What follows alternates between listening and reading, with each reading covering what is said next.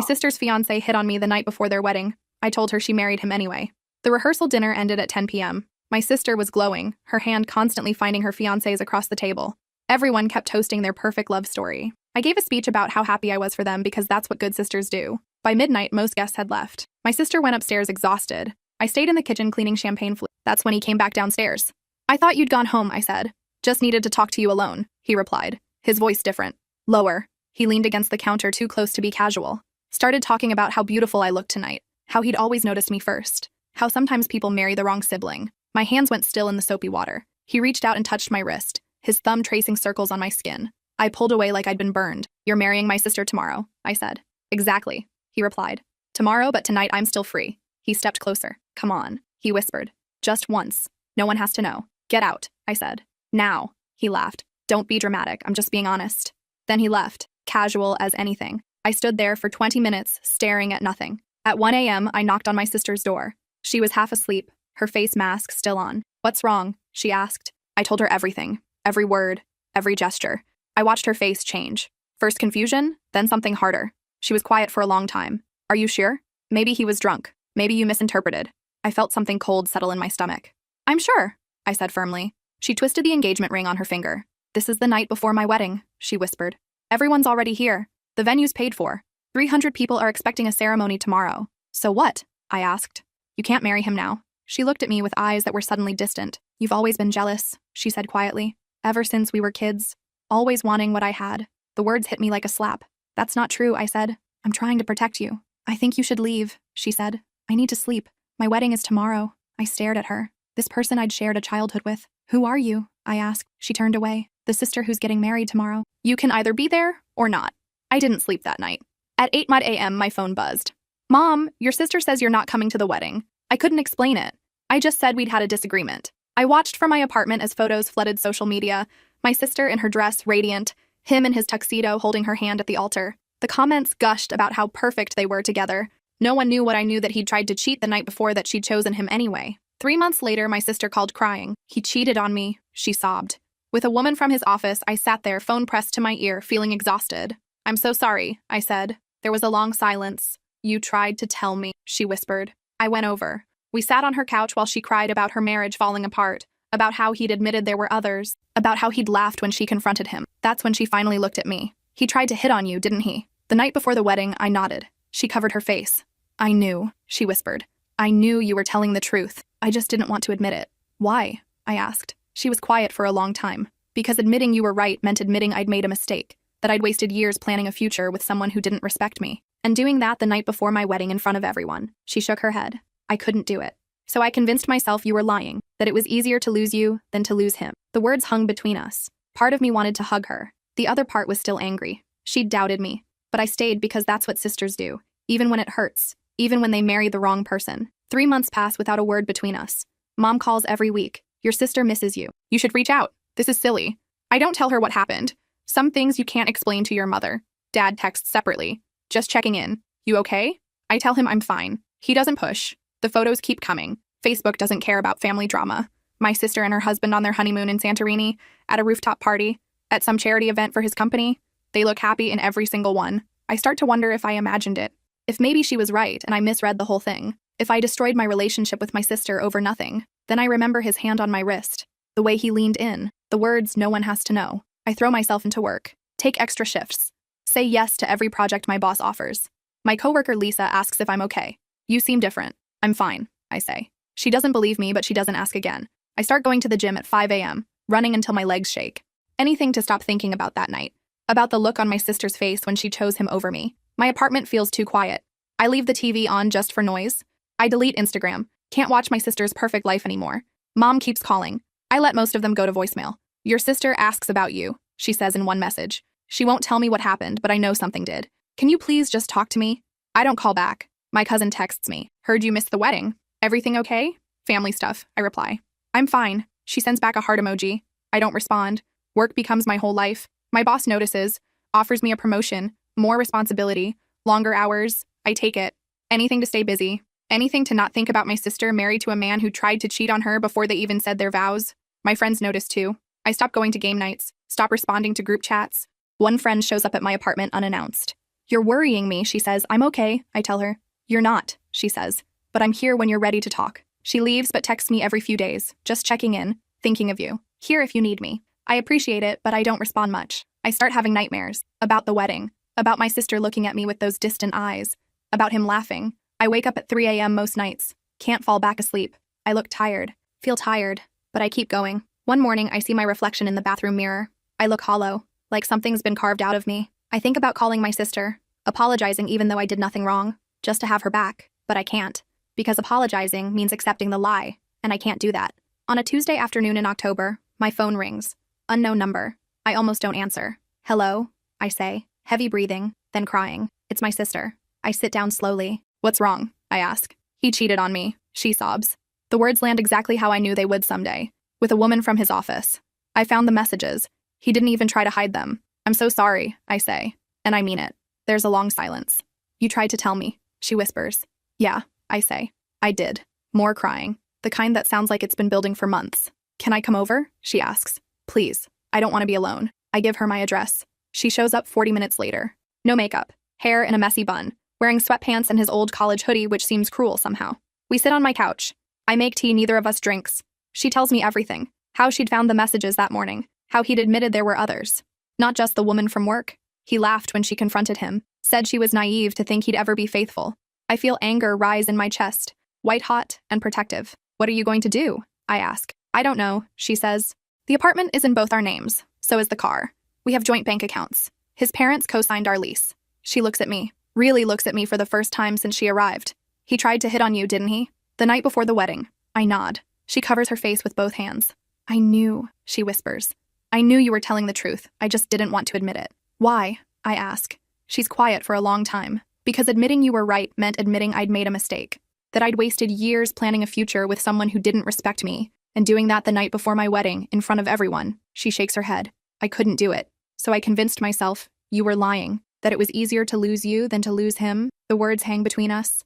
Part of me wants to hug her. The other part is still angry. She chose him over me, doubted me, let 3 months pass without speaking. I'm sorry, she says. I'm so sorry. She starts crying again. The kind of crying that sounds like it's breaking something loose. I put my arm around her because that's what sisters do, even when it hurts. You can stay here tonight, I say. She nods against my shoulder. We sit like that until it gets dark outside.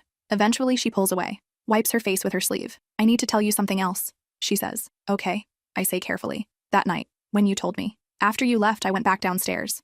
My stomach drops.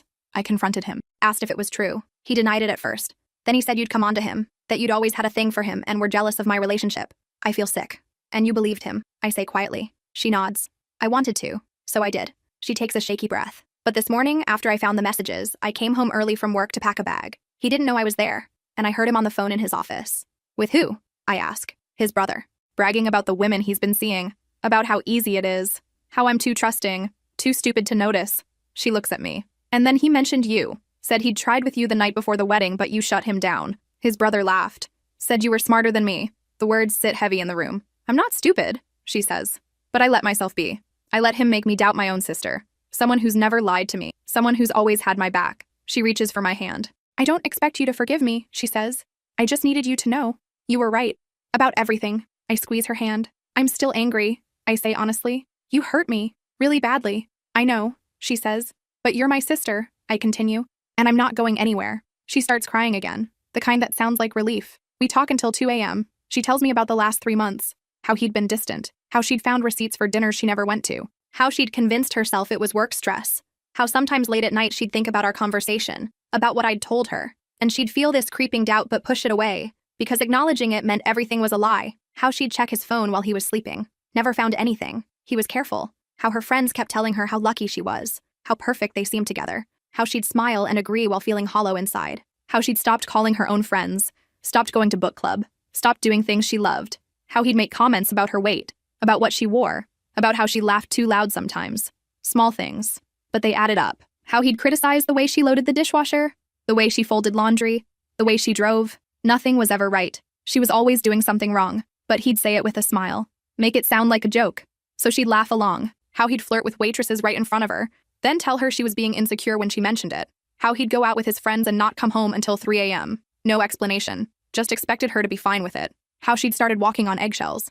trying to anticipate his moods, trying to keep him happy. I tell her about my side, how mom kept pressuring me, how I'd started wondering if I was crazy, how I missed her but couldn't pretend everything was fine, how I'd drafted texts to her dozens of times, never sent any of them, how I'd drive past her apartment sometimes, just to feel close to her. How pathetic that sounds now. She shakes her head. It's not pathetic. I did the same thing. Drove past your place. Sat in the parking lot. Why didn't you come up? I ask. Because I was still choosing him, she says. And I knew if I saw you, I'd have to face that. She tells me about their honeymoon, how he'd flirted with the bartender, how he'd disappear for hours, how he'd accused her of being paranoid when she questioned it, how she'd cried in the hotel bathroom, wondered if she'd made a mistake, then convinced herself it was just adjustment. Marriage is hard, people had told her. It takes work. So she worked, she bent, she made excuses, and he kept taking. How on their last night there, he'd gotten drunk, started an argument over nothing, called her names in front of other tourists. She'd been humiliated, wanted to leave, but they were on an island. Nowhere to go. The next morning he'd apologized, brought her flowers from the hotel gift shop, said he'd been stressed. She'd forgiven him, because that's what you do, right? Eventually, she falls asleep on my couch. I bring her a blanket, stand there watching her for a moment. She looks younger in sleep, like the sister I grew up with, before everything got complicated. I think about us as kids, how she'd let me wear her clothes, how we'd stay up late talking, how she'd defended me when other kids were mean, how we'd share a room until she was 16, how she'd sneak me snacks when I was grounded, how she'd taught me to ride a bike, to put on makeup, to talk to boys, how somewhere along the way we'd lost that. In the morning, she's up before me. I find her in the kitchen making coffee. I'm going to leave him, she says. For real this time? Good, I say. I'll need help, she says. Moving out, finding a lawyer, all of it. I'll be there, I say. Whatever you need. She looks at me. Thank you for not saying I told you so. What would that accomplish? I say. She smiles. Small, but real. We spend the morning making lists. What she needs to do, who she needs to call. She's terrified. I can see it in the way her hands shake when she picks up her phone. What if I can't do this? She asks. You can, I say. And I'll be right here. What if he talks me out of it? She says. He's good at that, making me doubt myself. Then you call me, I say. Every time. And I'll remind you why you're doing this. She nods. She calls a lawyer that afternoon, gets a consultation for Friday. She stays with me that whole week. We don't talk much, just exist in the same space. She cries a lot. I let her. Sometimes she gets angry, rants about everything he did, everything she missed. I listen. Other times she gets quiet, withdrawn, stares at nothing for hours. I worry but give her space. She gets texts from him, dozens of them, asking where she is, saying he's sorry, saying they can work it out. Then the texts turn angry, calling her dramatic, telling her she's overreacting. She shows me her phone, her hand shaking. Block him, I say. She does. He starts calling from different numbers. She stops answering. Friday comes. I drive her to the lawyer's office. Wait in the car. She's in there for an hour. When she comes out, she looks exhausted but determined. She's filing for divorce, she tells me. Says I have a strong case, especially with the messages. Good, I say. She nods, stares out the window. I'm scared, she admits.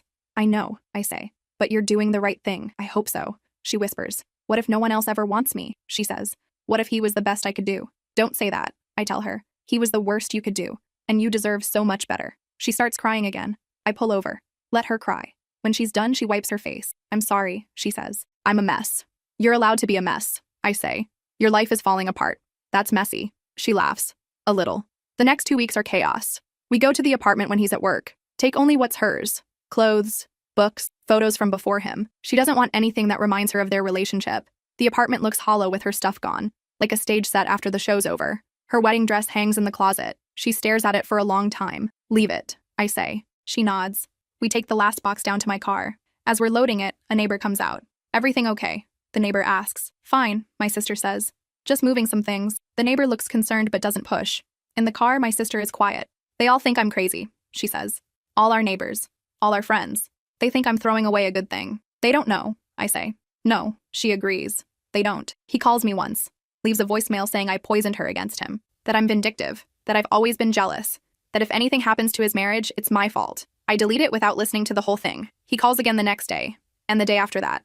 I block his number. He shows up at my apartment on a Thursday. Pounds on the door. Tells me through the wood that I ruined his marriage. That my sister was happy until I got in her head. That I'm a bitter, lonely woman who can't stand to see other people happy. I call the police. They make him leave. My sister is staying with me. She hears everything. Goes pale. I'm sorry, she whispers.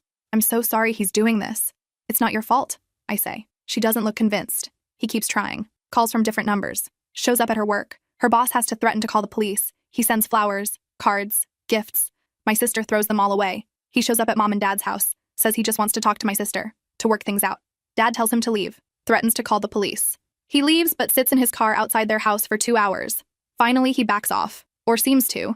Mom finds out what's happening. She calls both of us separately. Why didn't you tell me? She asks me. It wasn't my place, I say. When she calls my sister, I can hear it from the other room. My sister crying, mom crying, then a long conversation I can't quite hear. Later, mom calls me back. I'm sorry, she says, for pushing you to reconcile. I didn't know. It's okay, I say.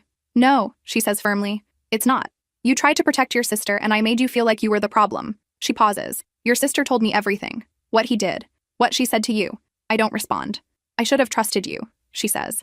You've never lied to me. Never given me a reason to doubt you. And I chose to believe there was some misunderstanding instead of listening. It's in the past, I say. It's not, she says. But I'm going to do better. Starting now. She asks if we need anything. Money, help, anything. We're okay, I say. I'm here, she says. Whatever you need, both of you. We don't talk about it again, but something shifts. Mom stops asking why I'm not at family dinners with my sister and her husband. Stops sending me photos of them. She starts sending me photos of other things. Her garden, a sunset, a recipe she tried. Small things, but they matter. She also starts calling more, just to check in, to talk about nothing important. I realize how much I missed this. Just having my mom there. She comes over one Saturday, brings groceries, cooks dinner for me and my sister. We sit around my small table, eating mom's pot roast. It feels normal, like before everything fell apart. This is nice, my sister says. Yeah, mom agrees. It is. After dinner, mom pulls me aside while my sister is in the bathroom. How are you really? She asks. I'm okay, I say. She looks at me. Really looks. You lost your sister for 3 months, she says. That must have been hard. It was, I admit. I'm proud of you, she says, for standing your ground, for being there when she needed you. I shrug. She's my sister. Still, mom says, not everyone would have done that. Dad doesn't say much, just shows up one Saturday to help my sister move boxes. Doesn't ask questions, just loads his truck and drives. Afterwards, he pulls me aside. You did the right thing, he says, telling her. I know, I say. He nods. I'm proud of you. That took guts. Thanks, Dad, I say. He's not a man of many words, but when he speaks, it matters. He hugs me, quick and awkward, but genuine. My sister finds a lawyer, a woman recommended by a friend. She's expensive, but good. The first consultation is rough. My sister has to go through everything, every detail. She comes home exhausted, cries in my bathroom for an hour. I make her soup. She doesn't eat much. This is harder than I thought, she says. I know, I say, but you're doing it. That's what matters. The lawyer says it could take months, maybe a year. My sister looks defeated. I can't do this for a year, she says.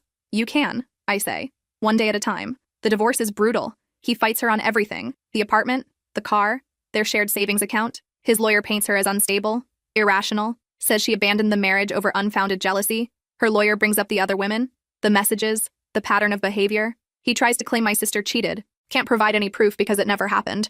His lawyer brings up me. Says I influenced my sister, poisoned her against him. My sister's lawyer shuts that down fast. The judge sees through it, but it drags on. Months of back and forth, of court dates, of lawyers arguing. My sister loses weight, stops sleeping well. I worry about her. She starts seeing a therapist. Mom's idea. At first, she's resistant, but she goes. Once a week, then twice. It helps. Slowly. I can see the difference. She stands straighter, speaks more clearly. She starts talking about what she wants, not what he wanted. What she wants.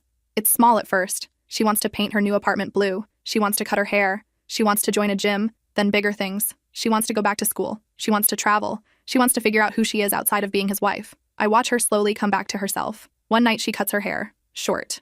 Really short. She comes out of the bathroom. Looks nervous. What do you think? She asks. You look like you, I say. She smiles.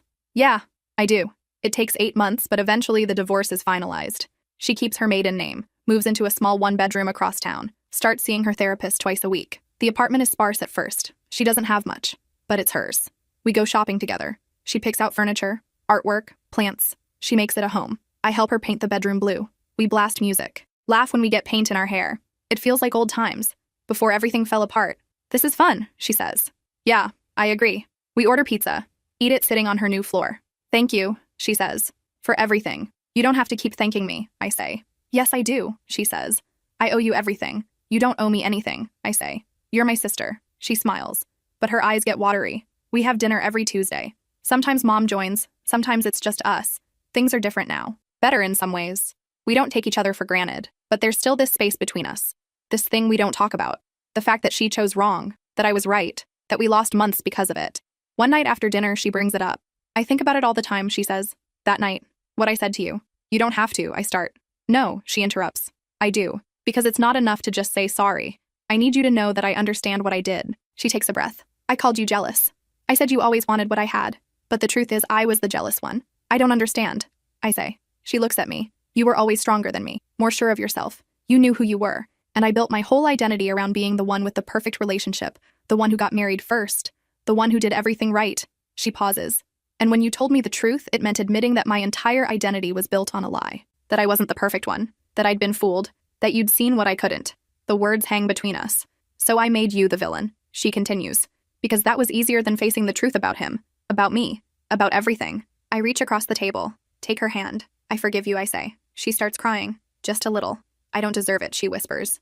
Maybe not, I say. But I'm giving it to you anyway. Because that's what sisters do. After that, things get easier. The space between us starts to close. She tells me about her therapy sessions. About unpacking why she stayed with him so long. About the red flags she ignored. How he'd criticize her in small ways. Her clothes. Her laugh. Her friends. How he'd gaslight her when she questioned things. Make her feel crazy for having doubts. How he'd isolated her slowly. Made her feel like he was the only one who really understood her. How he'd love bomb her after fights. Flowers. Apologies. Promises to change. But he never did. The cycle just repeated. My therapist says it's textbook emotional abuse, she tells me. I'm sorry, I say. Don't be, she says. I'm glad I can name it now. It makes it real. Makes it not my fault. I had no idea, I say. I didn't either, she says. Not until I was out of it. That's how it works. She shows me the book her therapist recommended. About emotional abuse.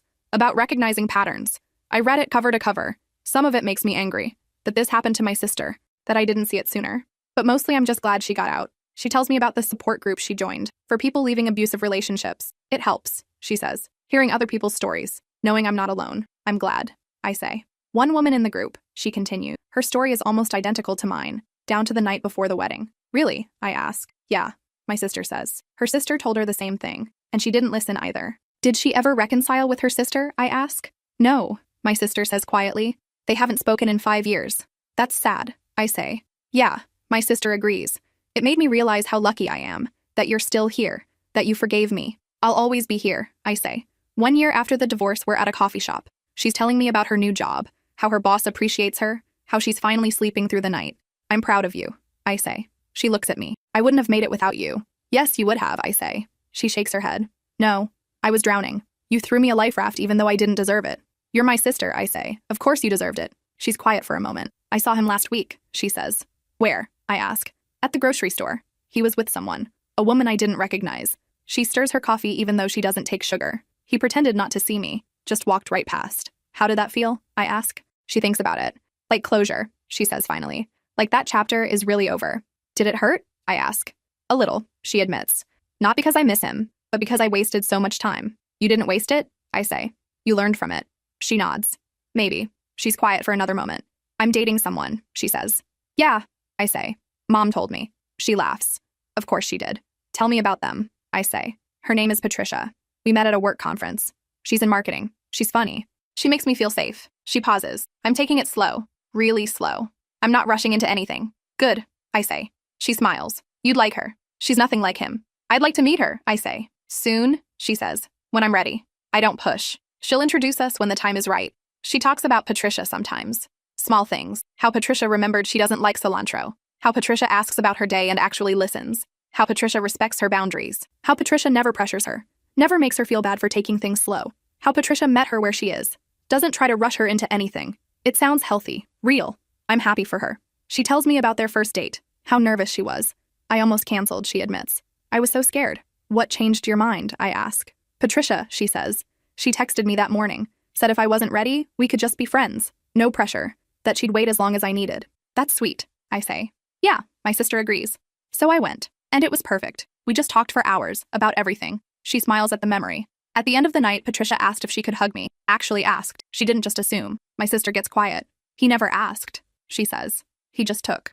I know, I say. A month later, she calls. Asks if I want to get brunch with her and Patricia.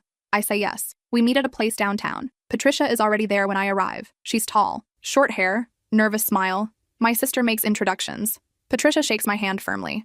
I've heard so much about you, Patricia says. All good things, I hope, I say. She laughs. The best things.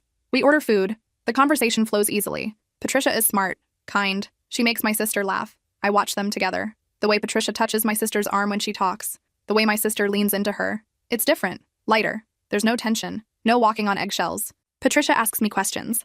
About my work, about my life. She seems genuinely interested. Not performative like he was. Actually interested. She tells me about how she and my sister met. I saw her across the room at this conference, Patricia says. And I thought she was the most beautiful woman I'd ever seen. My sister blushes. But I didn't want to be creepy, Patricia continues. So I waited. And then we ended up at the same networking event. And I finally got the courage to talk to her. What did you say? I ask. Patricia laughs. Something stupid about the catering. It was terrible. It was charming, my sister corrects. They smile at each other. After brunch, Patricia excuses herself to take a call. My sister looks at me. What do you think? She asks. I think she's great, I say honestly. My sister smiles. Really? Really, I say. She seems good for you. She is, my sister says. She's patient. She listens. She doesn't make me feel small. That's how it should be, I say. I know that now, she says. Patricia comes back, apologizes for the interruption. Work, she says. Always something. We walk around the city for a while, stop at a bookstore. Patricia and I bond over our love of mystery novels. Have you read this one? She asks, holding up a book. I have, I say. It's incredible. We spend 20 minutes talking about books. My sister watches us with a smile. By the end of the day, I can see why my sister likes her. Over the next few months, Patricia becomes part of our lives. She joins our Tuesday dinners, comes to family events. Mom loves her. Dad approves in his quiet way. My sister is different with Patricia. Relaxed, happy, herself. One night I'm at their apartment. They moved in together after dating for a year. My sister was nervous but ready. The apartment is small but cozy, full of plants, artwork. There are photos on the walls. My sister and Patricia hiking, at the beach, laughing. She's cooking. Patricia is setting the table. They move around each other easily, like a dance they've practiced.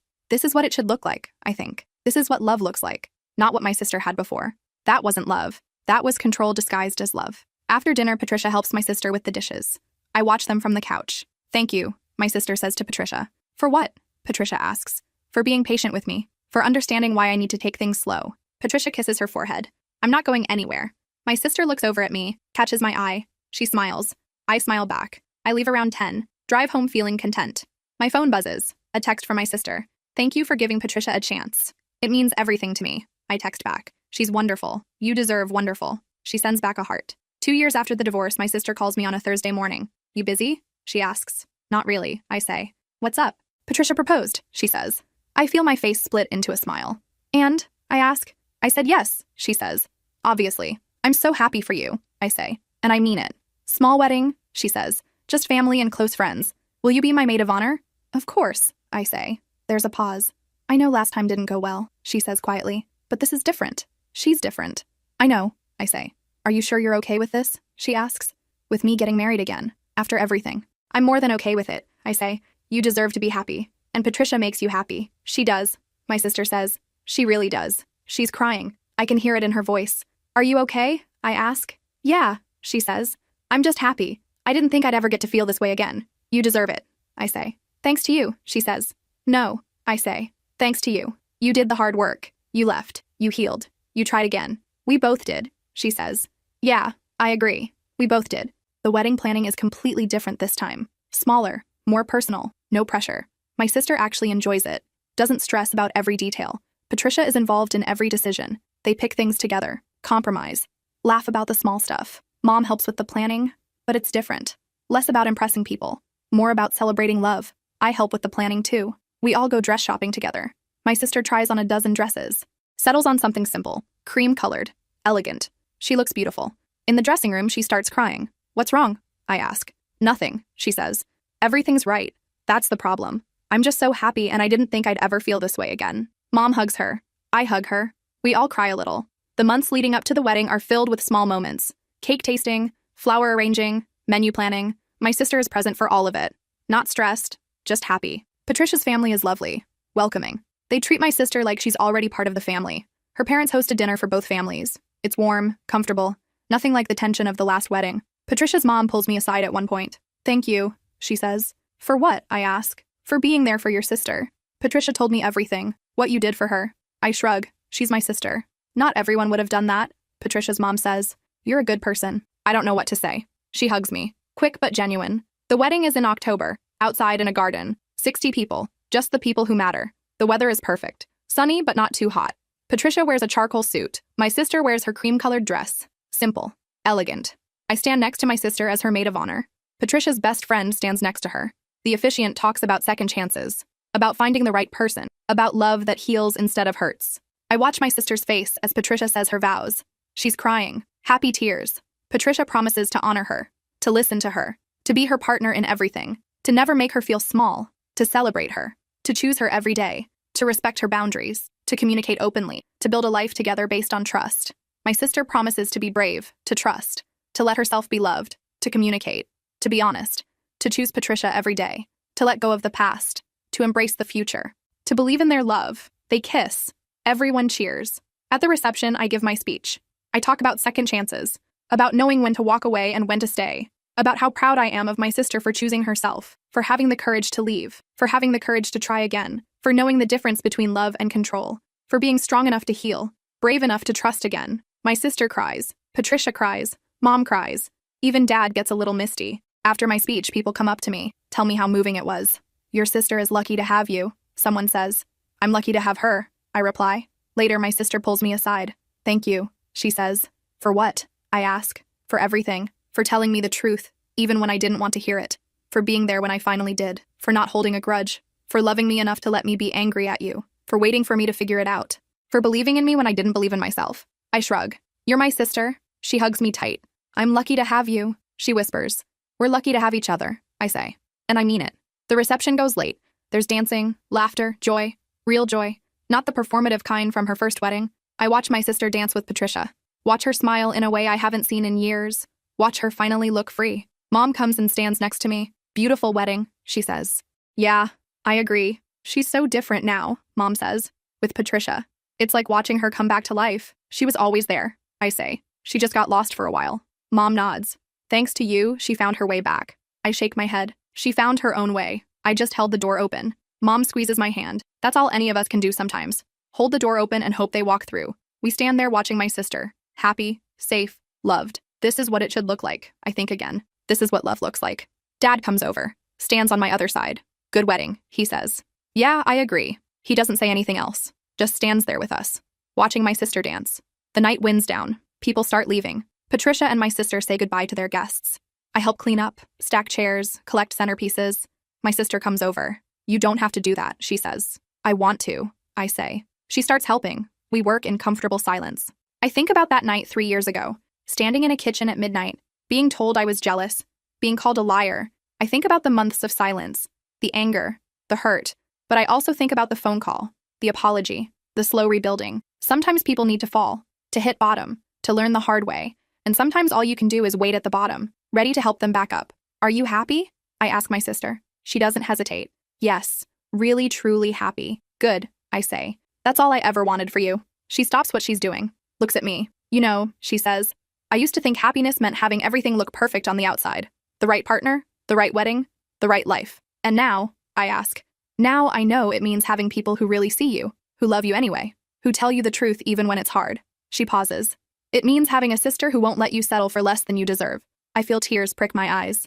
You're going to make me cry at your wedding, I say. She laughs. Too late.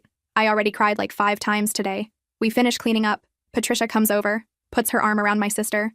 Ready to go? She asks. My sister nods, then looks at me. Thank you, she says again, for being here, for everything, always, I say. They leave hand in hand. I watch them go. My sister and her wife, starting their life together. The right way this time. Dad comes up beside me, starts folding tablecloths. Good day, he says. Really good day, I agree. You did good, kiddo, he says, sticking by her, even when it was hard. She's my sister, I say. He nods. Doesn't say anything else. Doesn't need to. We finish cleaning up, lock up the venue, drive home separately. I get back to my apartment. It's late. I'm exhausted, but I'm happy, content. My phone buzzes. A text from my sister. Thank you for being my sister. Thank you for saving my life. I love you. I text back. I love you too. Always have. Always will. I sit on my couch. Think about everything. The wedding I didn't attend. The silence. The phone call. The rebuilding. It wasn't easy. It hurt. There were moments I wasn't sure we'd make it through. But we did. Together. I think about him. My sister's first husband. Wonder if he's still out there hurting people. Probably. People like that don't change. But my sister did. She grew. She healed. She learned. And that's what matters. I get ready for bed. Set my alarm. Tomorrow is Sunday. I'm having breakfast with my sister and Patricia, just the three of us.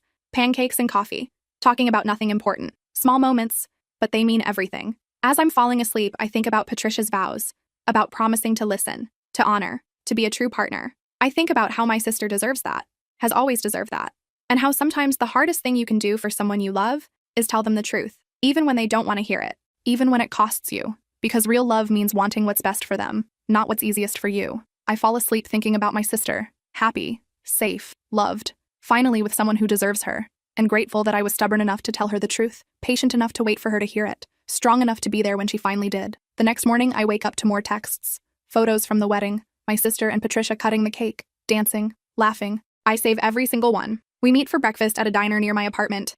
My sister is glowing. Patricia looks tired but happy. How does it feel to be married? I ask them. Amazing, my sister says.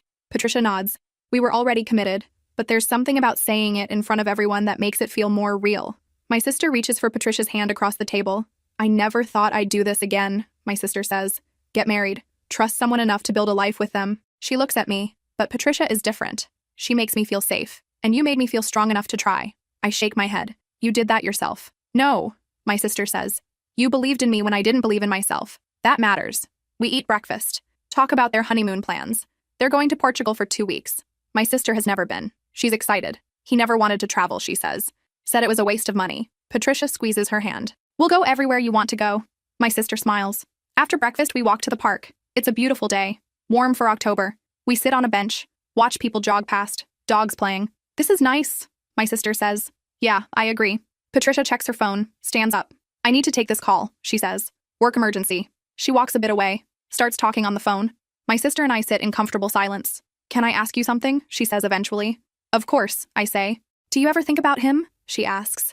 My ex-husband. Sometimes, I admit.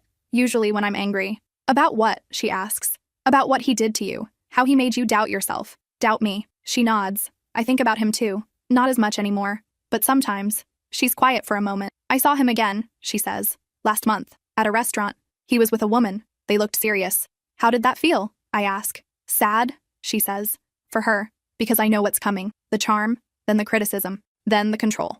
Did you warn her? I ask. She shakes her head. I thought about it. But what would I say? Your boyfriend hit on my sister. Your boyfriend is manipulative. She wouldn't believe me. Just like I didn't believe you. She pauses. People have to figure it out on their own, she says. You can't save someone who doesn't want to be saved. That's a hard lesson, I say. Yeah, she agrees. It is. Patricia comes back, apologizes for the interruption. We walk around the park for another hour. Then they head home to pack for their honeymoon. I hug my sister goodbye. Hold on a little longer than usual. I love you, I say. I love you too, she says. Over the next few months, I watch my sister thrive. She gets a promotion at work, starts taking painting classes, makes new friends. She and Patricia buy a house, small, 2 bedrooms, a backyard. I help them move in, so do mom and dad. We spend a Saturday carrying boxes, assembling furniture, hanging pictures. Mom makes everyone lunch. We eat on the back porch. This is perfect, my sister says, looking around at all of us. And it is. The house is in a quiet neighborhood, tree-lined streets, good schools. Patricia wants kids someday, my sister tells me, and I think I do too. Really? I ask. Yeah, she says. I never wanted them with him, but with Patricia. It feels right. I'm happy for you, I say. She smiles. Me too. A year after the wedding, my sister calls me, asks if I can come over. I drive to her house, let myself in. She's in the kitchen, looking nervous. What's wrong? I ask. Nothing, she says. I just needed to talk to you. We sit at the kitchen table. Patricia and I are thinking about having a baby, she says. That's amazing, I say. She smiles. But I'm scared. Of what? I ask. Of repeating my mistakes, of choosing wrong again, of messing up a kid the way I was messed up. I reach across the table, take her hand. You're not going to do that, I say. You're not him. And Patricia is nothing like him. I know, she says. Logically, I know, but there's still this fear. That's normal, I say. That's you being cautious, being aware. That's good. She nods. My therapist says the same thing. She takes a breath. Will you be the godparent? She asks. If we have a baby? I feel tears spring to my eyes. Of course, I say. I'd be honored. She starts crying, happy tears. We hug across the table. Thank you, she whispers. For everything. Always, I say. 6 months later, they announce they're pregnant. Patricia is carrying. They used a donor. Everyone is excited. Mom immediately starts knitting baby clothes. Dad is quiet but happy. I can see it in his eyes. Mom throws them a baby shower. It's small, intimate, all women. We play games, eat cake, ooh over tiny clothes. My sister glows the entire time. After everyone leaves, she pulls me aside. I keep thinking about that night, she says. The night before my first wedding. What about it? I ask. How different my life would be if I'd listened to you. If I'd called it off. You can't think like that, I say. I know, she says. But I do. I wasted so much time. I could have had this sooner. This happiness. This life. Maybe, I say. Or maybe you needed to go through that to get here. To appreciate what you have now. She nods. Maybe. She looks at me. Thank you, she says. For not giving up on me. I shrug. That's what sisters do. She smiles. Yeah, it is. The baby comes in March. A girl. They name her Eleanor. I'm at the hospital when she's born. Hold her when she's an hour old. She's tiny. Perfect. Has my sister's nose. My sister looks exhausted but radiant. Patricia is crying. Happy, overwhelmed tears. This is our daughter, my sister says. Voice full of wonder. She's perfect, I say. And I mean it. I look at my sister holding Eleanor. And I see everything we've been through. The pain, the healing, the growth. And I know it was worth it. All of it. Because this moment right here, my sister happy and safe and holding her daughter, this is what it was all for. Over the next year, I watch my sister become a mother. She's patient, loving, everything she was afraid she wouldn't be. Eleanor is a happy baby, always smiling, always curious. I visit every week, sometimes more. My sister and I have coffee while Eleanor naps. Talk about everything and nothing. Our relationship has evolved, deepened. We're closer now than we've ever been. One afternoon, Eleanor is playing on the floor. My sister and I are watching. I never thanked you, my sister says suddenly. For what? I ask. For telling me the truth. For being there. For all of it. You've thanked me 100 times, I say. She shakes her head. Not properly. Not in a way that captures what you did for me. She looks at me. You saved my life, she says. Not dramatically. Not in some big cinematic way. But slowly, quietly. You were there when I needed you most, even when I didn't deserve it. You're my sister, I say. Of course you deserved it. No, she says. I really didn't. But you gave it to me anyway. And that's everything. I feel emotion rise in my throat. Eleanor starts fussing. My sister picks her up, bounces her gently. I watch them, my sister and her daughter. This life she built after everything fell apart. This is what it looks like, I think. Survival, healing, second chances. And I realize something. That night 3 years ago, when I told my sister the truth, when she called me jealous and chose him anyway, that wasn't the end of our story. It was just the beginning of a harder chapter. But we made it through, together. And that's what matters. Not that I was right, not that she was wrong, but that we found our way back to each other. That we survived, because that's what sisters do, even when it hurts, even when they marry the wrong person, even when it takes years to find their way back. They survive, together. And sometimes, if they're lucky, they come out stronger on the other side. Eleanor grows, first smile, first laugh, first steps. I'm there for all of it. My sister documents everything, takes a million photos. She's a good mom, better than she thought she'd be. Patricia is amazing too, patient and present. They make a good team. One day Eleanor says her first word, Mama. My sister cries. Patricia cries. I cry. We're all emotional wrecks, but happy. So happy. Time passes. Eleanor turns 1, then 2. She's curious. Fearless. Has my sister's stubbornness. My sister laughs. She gets that from you? No, I say. She gets that from you? We both laugh. On Eleanor's second birthday, we have a party. Small, just family. Eleanor is covered in cake. Laughing. My sister watches her with so much love. This is everything, she says to me. Yeah, I agree. It is. I think about that night again. 3 years ago, 4 years ago now, standing in a kitchen, making a choice. Tell the truth or stay silent. I chose truth, and it cost me, for a while. But looking at my sister now, happy, safe, loved, a mother, I'd make the same choice again, 1,000 times. Because that's what love is. Real love. Not just celebrating the good times, but showing up for the hard conversations, the painful truths, the difficult moments, and trusting that eventually, the person you love will find their way. My sister did, and we're both better for it. That night, after the party, my sister texts me, "Thank you for everything, for never giving up. I love you." I text back, "Always. I love you too." And I mean it, because that's what sisters do. Even when it hurts, even when they marry the wrong person, even when it takes years to find their way back, they survive, together.